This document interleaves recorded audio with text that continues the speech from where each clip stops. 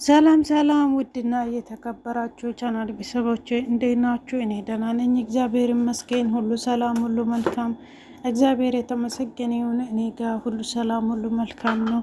ለዚህ ቤት አዲስ ከሆናችሁ ሰብስክራይብ፣ ላይክ ማድረግ እንዳትረሱ።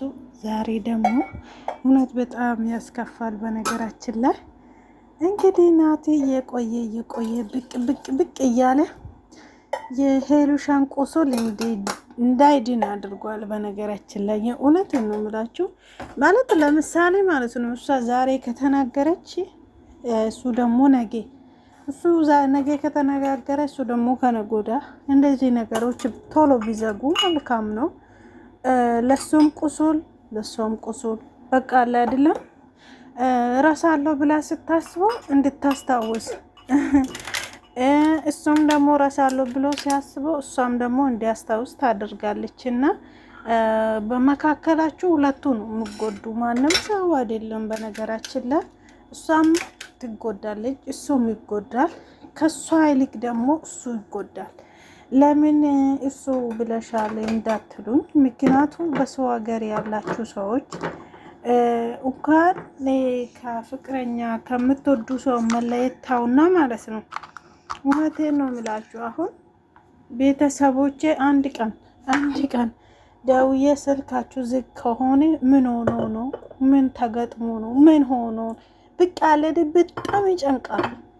በሀገር ውስጥ ከሀገር ወጥታችሁ የምታውቁ ሰዎች ይሄ ነገር ጠንቅቃችሁ ታውቃላችሁ ብዬ አስባለሁ። እና በጣም ይጨንቃል ከምነግራችሁ በላይ ማርያምን ነው የምላችሁ። እንኳን ሌላ ነገር ታውና ማለት ነው እንኳን ሌላ ነገር ታውና ማለት ነው።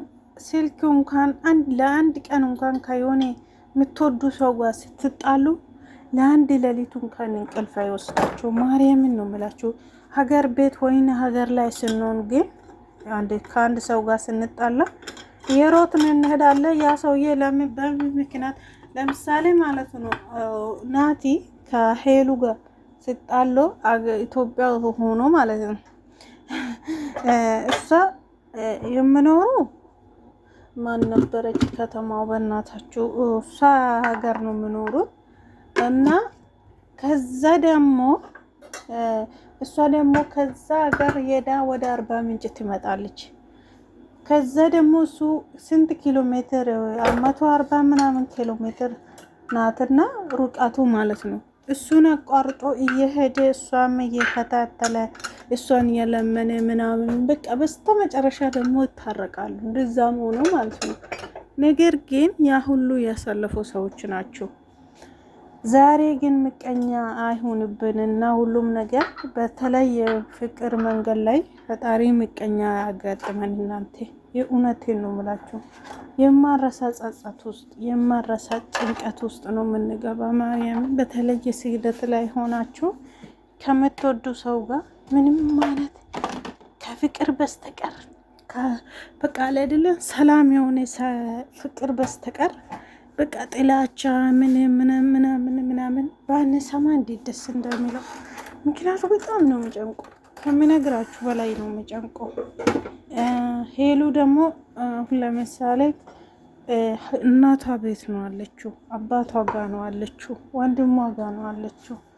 በቃ በአጠቃላይ ስላችሁ ነግራችሁ ቤተሰብ ጋር ያለው ሰውና ከቤተሰብ ርቆ የሚኖሩ ከሰው ሀገር ውስጥ የሚኖሩ ሰዎች በጣም ነው የሚጎዳው። ለዛ ነው እኔ ከሷ ይልቅ እሱ ነው የሚጎዳው በዚህ ሰዓት የምለውና አሁን መልስ ከምመላለሱ ማለት ነው ሄሉ አንድ ነገር ላይ መቋጫት እሷም የተዘጋ ፋይል ነው ትላለች። እሱም ደግሞ እንዲመለሱ ወይም ደግሞ አንድ ላይ ተመልሶ እንዲገናኙ ይፈልጋል። አሁን ላይ የዛሬ ጥያቄ ምንድን ነው መሰላችሁ የጠየቃት? አንቺ የጀመርሽው ፍቅር አቆመሻል ወይ አላት። ይሄ ማለት እንግዲህ ከሷ ጋር መመለስ ባይፈልግ ኖሮ ይሄ ጥያቄ አይጠይቃት። ምክንያቱ አይመለከቱም ስለምመለከተው ወይም ደግሞ ልቡ እሷ ጋር ስለሆነ ነው ይሄን ጥያቄ የሚጠይቃት። እና አዎ ዘግቻለሁ፣ የተዘጋ ፋይል ነው ብላለች። ሄሉ ደግሞ ከዛ ታልካሻ የሆነ ሰውዬ ማለት ነው። የምሬን ነው የምላችሁ። ይሄ ማን ነበር ስም እንዳልክ ተብዬው። እናንተ በዛ ሰዓት እኮ እኛም ማለት ነው እሱ የሆነ ነገር ያለፈ ህይወት ከዚህ በፊት የነበረሽ ህይወት ረስተሻል ወይ ትተሻል ወይ እንደዚህ አድርገሻል ወይ ብሎ ስጠይቃት ሄሉ አዎ የሚቀረው ነገሮች ግን አሉ፣ በሂደት ከውስጥ እየወጣል ይሄዳል ብላለች። እንግዲህ በነገራችን ላይ 100% ረስቻለሁ ወጥቶልኛል ምናምን ብላ አልተናገረችም፣ እውነት ስነግራችሁ ማለት ነው። ምክንያቱም ሰው ልጅ ሆና ሁሉም ነገር ፈተና ለምን ያጋጥመን አንልም። መቼስ ሁላችንም እዚህ ምድር ላይ ስንኖር ፈተና አለ። ምድር ላይ እስካለን ድረስ ፈተና አለ። ፈተና እንዳለ ሁሉ ፈተና ለምን ያጋጠመን ሳይሆን ፈተና ማለፍ ነው። በተለይ የፍቅር መንገድ ላይ ያላችሁ ሰዎች ብዙ ነገር ታውቃላችሁ ብዬ አስባለሁ። እና በጣም ከባድ ነው፣ ሁሉም ነገር ይከብዳል። እና እንደዛ ነው እላችኋለሁ ውድ ቤተሰቦቼ፣ በጣም ነው የሚያዛዝኑ። ነገር ግን ሄሉሻ እንግዲህ አሁን ወደ መስመር ትመጣ ይሆናል። እሱ መግባ ላይ ያወራቸው ነገሮች አሉ። አንድ ላይ ብንመለስ እኔ በጣም ደስ ይለኛል፣ በጣም ፍቃደኛ ነኝ ብለዋል። እንግዲህ ዛሬ የጠየቃት ጥያቄም ደግሞ እንደዛ ያስመስላል፣ ያስታውቃል። እኔ እንግዲህ በጣም ብዙ ሜሴጅ ጽፌለታለሁ ለሄሉ ማለት ነው። በውስጥ በቃ ለደል በሚዲያ ይሄ ነው ብሎ በቃ ለደል ነገሮች ሳንት ሳይሉ በውስጥ መስመር ተነጋግሮ መፍታት እንዲችሉ ማርያም ብዙ ነገር ብያታለሁ ሄሉ ማለት ነው። እንግዲህ እስቲ ነገ ደግሞ በምን መንገድ በምን መልኩ እንደሚመጡ እንጠብቃችኋለን። ሰብስክራይብ ማድረግ እንዳትረሱ። ቪዲዮ ጀምሩ፣ በላይክ ጀምሩ። ወዳችኋለሁ። ፈጣሪ አንድ ያደርጋችሁ። የናትና የሄሉ ፍቅር ፈጣሪ መልሶ ይጠግናችሁ ነው ምላችሁ ውድ ቤተሰቦቼ።